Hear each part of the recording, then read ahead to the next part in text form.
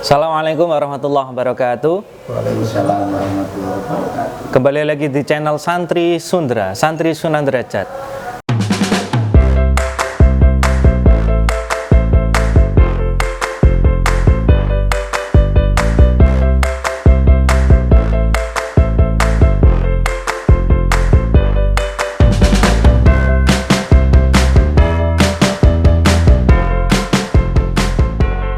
Alhamdulillah kita kembali ke program favorit kita, yaitu Ngelopo, ngobrol ulan poso bersama Ustadz Sutopo.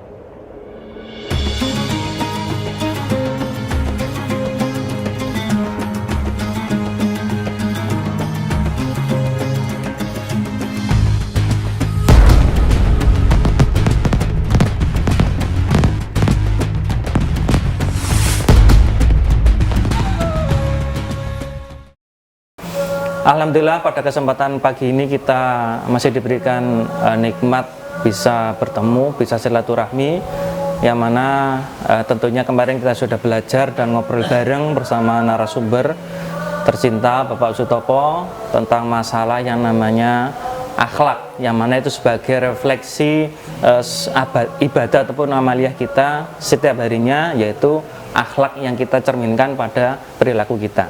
Tentunya kemarin dijelaskan bahwasanya akhlak itu sangat luas sekali, terdiri dari berbagai macam, yang mana nanti insya Allah akan dijelaskan oleh narasumber kita.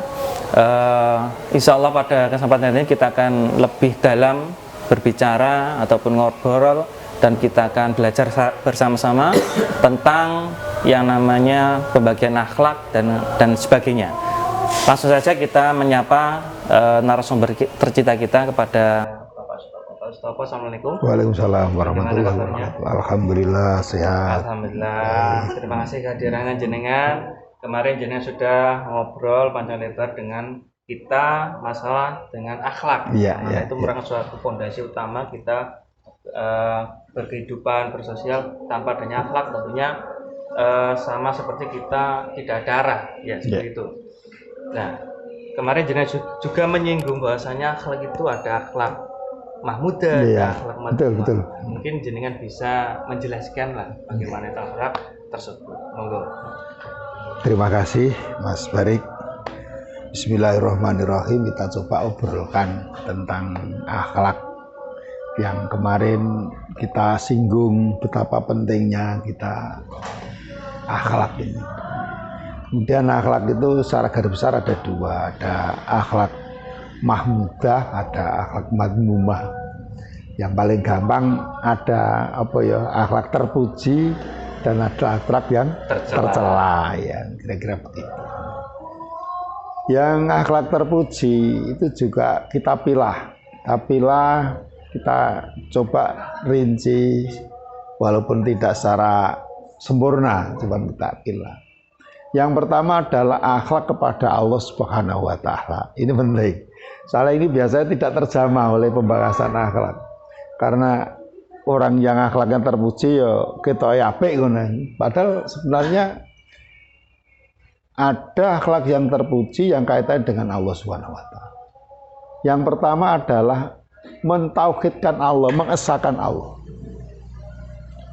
Jadi kategori akhlak terpuji itu bila bisa mengesahkan Allah Subhanahu wa Ta'ala. Walaupun dengan orang baik, tapi yang kemarin saya contohkan, walaupun dengan orang baik, tapi kan sobore nenggone ringin pakai jambi ngobong-ngobong menyan, yang dia meyakini ada Tuhan selain Allah, lah itu kan juga tidak termasuk akhlakul mahmudah, bukan termasuk akhlak yang terpuji. Jadi yang pertama kita bicara dulu tentang akhlak kepada Allah. Akhlak kepada Allah yang pertama adalah mengesahkan Allah. Jadi mentauhidkan Allah. Wahada yuwahid tauhid, mengesahkan, meyakini bahwa Allah itu satu. Nah, tauhid itu kan kalau ajaran di madrasah-madrasah itu kan ada tauhid rububiyah, ada tauhid uluhiyah, ada tauhid asma wa sifat. Nah, ketelu-telunya ini harus benar. akhlak rububiyah itu tauhid rububiyah itu kita mengesahkan Allah sebagai Rob. Sebagai Rob itu sebagai apa ya? Murabbi, sebagai Rabbun, sebagai pencipta sekaligus pemberi fasilitas, ngeramut namanya Rabbun. Artinya apa? Kita harus meyakini bahwa yang mencipta kita itu Allah, yang memberi rezeki kita itu Allah dengan berbagai jalan, yang memberi fasilitas kita itu Allah. Orang yang berakhlak karimah itu harus meyakini itu. Sehingga kita tetap bersyukur dengan manusia, tapi kita meyakini bahwa itu yang membuat adalah Allah. Yang kedua adalah tauhid uluhiyah. Artinya Allah sebagai Tuhan, ilahun Tuhan. Artinya jangan sampai meyakini ada Tuhan selain Allah. Kalau tadi tidak meyakini bahwa pencipta, pemberi fasilitas selain Allah. Sedangkan yang lain hanya lantaran saja. Yang ketiga adalah asma wa sifat, artinya kita jangan menyamakan asma dan sifat kita kepada Allah, karena sifat Allah, asma Allah itu berbeda dengan makhluk. Jadi itu harus yang pertama harus kita yakin, namanya baru dikatakan orang yang bisa mengesahkan Allah itu di situ itu. Maka kita ada Pancasila itu apa itu, ketuhanan yang Maha Esa, itu maksudnya di situ itu mengesahkan Allah itu. Nah ini perjuangan Kanjeng Nabi panjang. Di Mekah itu hanya utek-utek masalah ketauhidan, ada kaitannya dengan akhlak. Sama baca itu syariat tentang sholat, tentang zakat, tentang puasa belum di Mekah. Hanya bicara tentang akhlak dan keimanan. Berarti tentang mengesahkan Allah itu ya, itu tidak bisa dipisahkan dari akhlak. Itu yang pertama, yaitu mengesahkan Allah. Yang kedua adalah husnudzon, berprasangka baik kepada Allah Subhanahu wa Ta'ala. Jadi kita harus meyakini bahwa yang terjadi ini adalah yang terbaik. Tuhan tidak mungkin mendolimi kita, sehingga kita harus selalu bersyukur kepada Allah. Tidak boleh mengeluh, itu butuh latihan panjang. Nah kalau saya ngurutannya dari sini, dari kita latihan bersyukur, kemudian sabar, maka akhirnya kita bisa menerima itu, yaitu ridho maksudnya. Baru kita, kalau kita teruskan, baru kita bisa ikhlas. Jadi dasarnya adalah kita harus husnudzon kepada Allah Subhanahu wa Ta'ala. Apa yang terjadi ini adalah yang terbaik. Kalau ada hal-hal yang terjadi yang bertentangan dengan pemikiran kita, maka kita harus berpikir panjang tentang pikiran. Apakah pikiran saya ini yang justru salah untuk memahami peristiwa itu? Maka Kanjeng Nabi pernah nulis hadis ini, la yamutunna ahadun minkum ila wa huwa yuhsinudzon billahi azza wa jalla. Seseorang jangan sampai mati kecuali dia harus berprasangka baik kepada Allah Subhanahu wa Ta'ala. Artinya jangan sampai meninggal dalam keadaan suudzon karo Allah Subhanahu wa Ta'ala. Yang ketiga adalah zikrullah. Apa itu? Ingat kepada Allah. Zikrullah, ingat kepada Allah. Perintah sholat juga sama. Aqimis sholata li dzikri. Jalankanlah tekanan sholat untuk mengingat aku. Sehingga intinya kita itu akhlak kepada Allah. Jangan sampai lupa kepada Allah. Kalau Abaya itu yang sering mendawuhkan itu menurut saya hanya metodologi pembelajaran saja. Dia saya di kita ya. Biar dawuhnya beliau, nek sampean pengen disembadani penjaluan ngene Gusti Allah, maca Allah Allah Allah 66 kali kemudian minta. Itu kan sajane metodologi supaya kita selalu ingat kepada Allah. Kebutuhan apa saja mintanya kepada Allah, walaupun lewat mana-mana itu kan. Aslinya kan sumbernya dari Allah Subhanahu wa Ta'ala. Itu pembelajaran yang luar biasa, kita tidak terasa diajari seperti itu. Yang intinya targetnya adalah untuk ingat kepada Allah. Itu akhlak terpuji, hubungannya dengan Allah harus selalu mengingat Allah. Yang keempat adalah tawakal. Tawakal artinya apa? Artinya idza azamta fatawakal Allah. Ketika kita menginginkan sesuatu ya pasrah. Tawakal itu tidak berarti tidak berbuat apa-apa.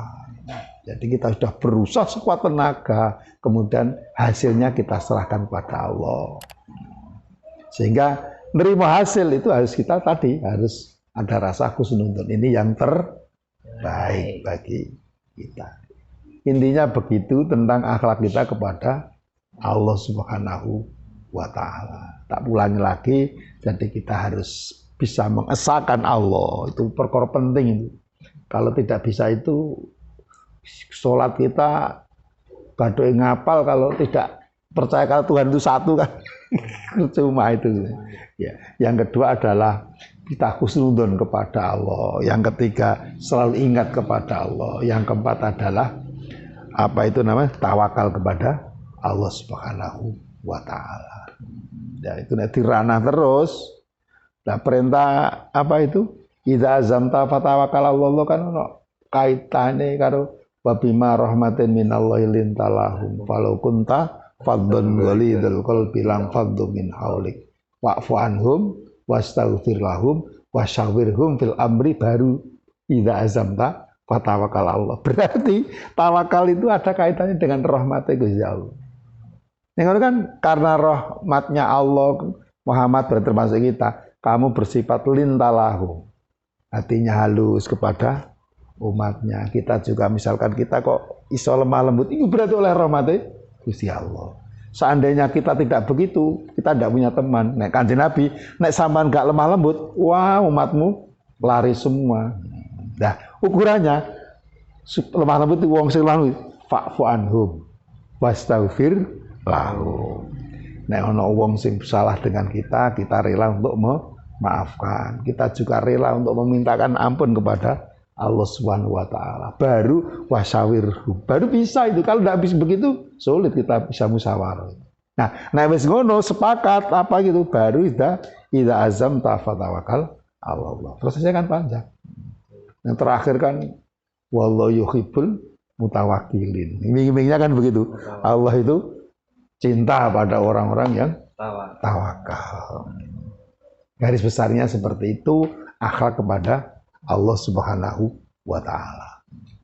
Baik, berbicara tentang akhlak kepada Allah tadi memang sangat luar biasa sekali dan merupakan pondasi awal. Ya betul. Ya, berbicara kita sudah masuk ke zamannya memang serba milenial, secara globalisasi, tentunya yang membuat kita miris yaitu generasi muda sekarang yang mana krisis dengan akhlak. Iya, betul. Apakah dengan yang jangan sampaikan tadi pondasi awal yaitu akhlak kepada Allah itu penerapannya itu seperti apa kepada anak? Apakah mulai sejak masih TK atau kapan itu bagaimana? Apakah sudah mampu mereka menerima untuk akhlak tersebut? Ya memang akhlak itu memang latihannya harusnya mulai kecil. Kita latih anak-anak sak mampunya kita. Ya laki-laki solusinya ya pesantren. Sekolahkan di madrasah untuk bisa mengenal Tuhan. Ya. Kita kalau di rumah kan mulai latihan sholat, itu kan untuk mengenal Tuhan. Mengapa kita sholat kan tidak perlu kita jelaskan dulu. Kita latih dulu mereka untuk sholat. Lama-lama kan itu kan dalam rangka untuk mengesahkan Allah. Apalagi kalau mau di pesantren, nah, tiap hari mengkaji tentang kitab apa? Tauhid, tentang itu. Sehingga ada slogan ini, lebih baik madrasah karena madrasah itu lebih baik kan gitu kan ya. Karena memang ada ajaran tauhid, ada macam-macam kan itu. Bisa jadi yang tidak madrasah mungkin hanya pelajarannya pendidikan agama Islam itu menyangkut semua. Maka slogannya kan ya karena kita orang madrasah. Madrasah itu ya gimana? Lebih baik madrasah karena madrasah lebih baik. Kalau slogannya apa Kemenang itu kan madrasah hebat bermartabat. Ya bermartabat itu kan akhlak loh. Iya, kira-kira. Ya. Menindaklanjuti dari yang jenengan sampaikan tadi, mengesahkan Allah. Terkadang di antara kita ini, Pak, karena kita ini juga orang awam. Kita sudah sholat, kita sudah zakat, tapi ketika ditimpa suatu musibah, pasti dalam diri kita pasti mengeluh, Pak. Nah, untuk menyikapi, untuk menyingkronkan, karena kita juga sudah sholat, sudah zakat, tapi hati kita masih susah sekali untuk merasa ikhlas ketika ditimpa seperti itu, Pak. Ini bagaimana untuk menyikapi itu? Perlu latihan. Nanti kapan-kapan kita obrolkan akhlak diri sendiri. Ya. Ada sabar, ada syukur, ada itu kan akhlak diri sendiri. Jadi yang endingnya ya akhlak kita kepada Allah Subhanahu Wa Taala. Sehingga ya yang paling mungkin latihannya kira-kira loh. Kita latihan untuk selalu bersyukur kepada Allah Subhanahu Wa Taala. Apapun juga. Ya kita angen-angen, kita perlu komunikasi sama teman yang kira-kira bisa.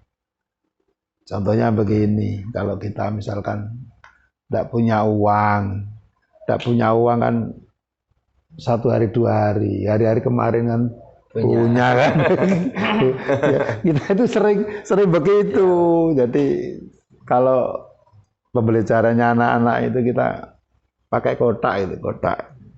Kita beri titik, tengah titik, kita tanyakan pada anak-anak. Lihat anak-anak ada apa di tengah itu? Ada titik. Padahal selain titik kan lebih banyak yang putih itu. Pak, yang dilihat kan titiknya. Selama 1 bulan ini kita pegang uang terus. 1 hari tidak pegang uang, bingung. Jadi yang kelihatannya tidak pegang uang. Itu kan cara pandang yang keliru saja sebenarnya. Ya apa saja, itu latihan seperti itu. Kita angan-angan begitu.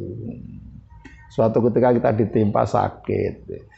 Beberapa hari yang kemarin mereka kan tidak sakit kita. Yang sakit kan baru sekarang. Itu loh. Itu latihan seperti itu. Maka teman, cara berteman itu juga penting. Maka laki-laki anak-anak ya di pesantren itu luar biasa. Setiap hari nangis, ada gurunya yang mendampingi, nangis tidak punya uang. Jak ngobrol, itu kan luar biasa, pendidikan yang luar biasa, pelan-pelan. Bisa jadi pembelajarannya lewat kelas gak nyampe, karena mungkin anak segitu itu kan mikirnya belajar supaya mendapat nilai banyak, baik itu aja. Tapi sebenarnya kan yang penting kan pemahaman terhadap pelajaran itu bagaimana kaitannya dengan perilaku. Jadi saya ulangi lagi, menurut saya ya kita perlu latihan. Ya saya juga sama, saya juga latihan bagaimana memahami bahwa apa yang terjadi yang terbaik itu namanya khusnudzon kepada Allah Subhanahu Wa Taala. Cara melihatnya seperti tadi, pelan-pelan. Masuk kata Gus Bak yang sering kita dengarkan, masuk kita mau tertawa saja ada persyaratan harus punya uang. Ya kayak gitu dah. Kan nggak punya uang juga boleh tertawa. Dan yang buat tertawa kan Allah Subhanahu Wa Taala.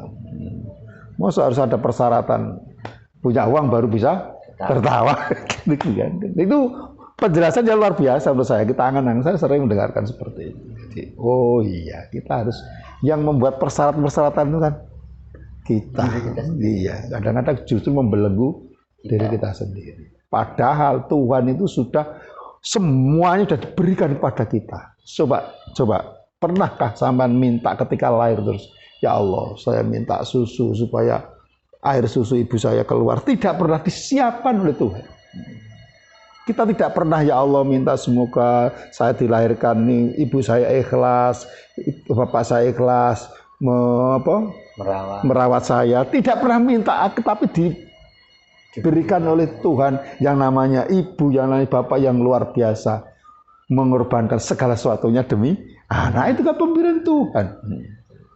Kita tidak pernah minta, ya Allah, saya tidak bisa jalan, semoga bisa jalan. Tidak pernah minta, kita dibuat jalan oleh Allah. Tuhan. Artinya apa?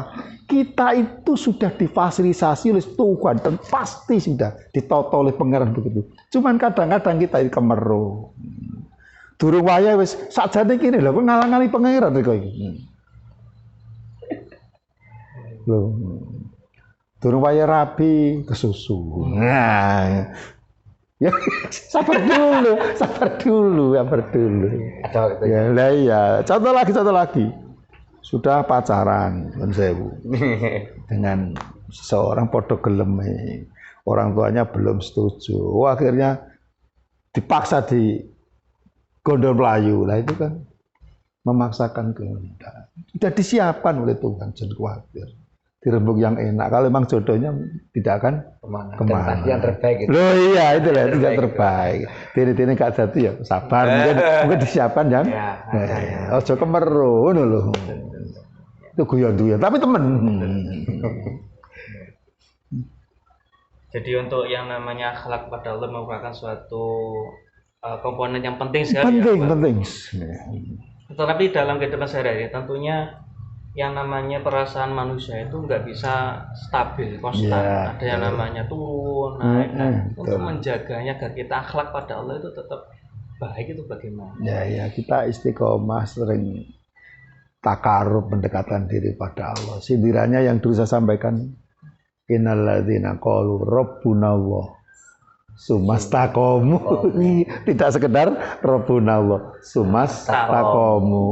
Kita baca Quran istiqomah, sholat istiqomah, walaupun gak kusuk-kusuk, ya pokoknya dilakoni. Itu kan perintahnya Allah, kita lakukan.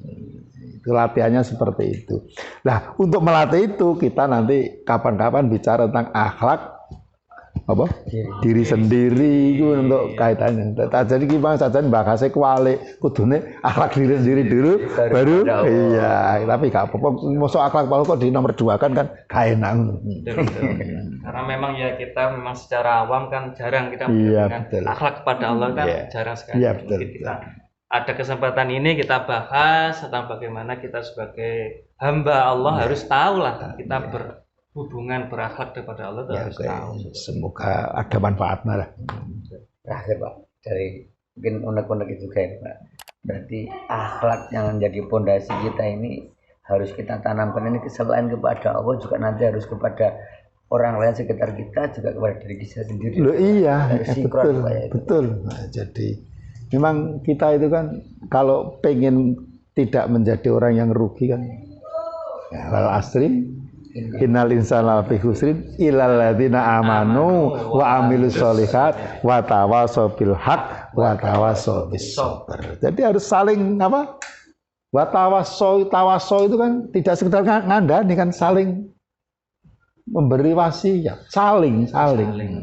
Sama memberi masukan saya tak rungono, saya juga memberikan, kan begitu. Makanya pada pertemuan berapa itu kita itu jangan status kita apa, tapi apa yang ada di kita ini kita anggap sebagai guru. Walaupun tua saya kan tidak harus datanya dari saya, banyak saya berguru pada sampean. Sama saya pun juga begitu. Itu ya tidak sekedar apa namanya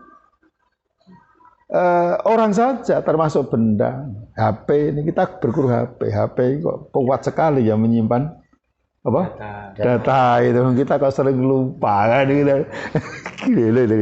Seandainya tidak ada HP ini bagaimana kita mengingat-ingat, kita dibantu oleh HP. Kok Gusti Allah nggawe jeneng HP ini, kita ingat juga HP ini sehingga wong Islam ora. Oh berarti wong gak Islam juga ada manfaatnya. Loh, itu kan kita harus panjang mikirnya itu. Baik, terima kasih Bapak Sutopo, waktu sudah menunjukkan batas akhir pertemuan kita. Insya Allah kita akan melanjutkan di kesempatan yang berikutnya. Terima kasih atas kehadirannya. Tentunya ilmu yang jenengan sampaikan akan sangat bermanfaat bagi kita semuanya. Amin. Baik, terima kasih. Akhirnya kita sudah di penghujung batas waktu. Terima kasih atas perhatiannya. Jangan lupa like, comment, share, dan subscribe channel Santri Sundra, channel Santri Sunan Derajat. Terima kasih atas perhatiannya. Saya akhiri. Assalamualaikum warahmatullahi wabarakatuh.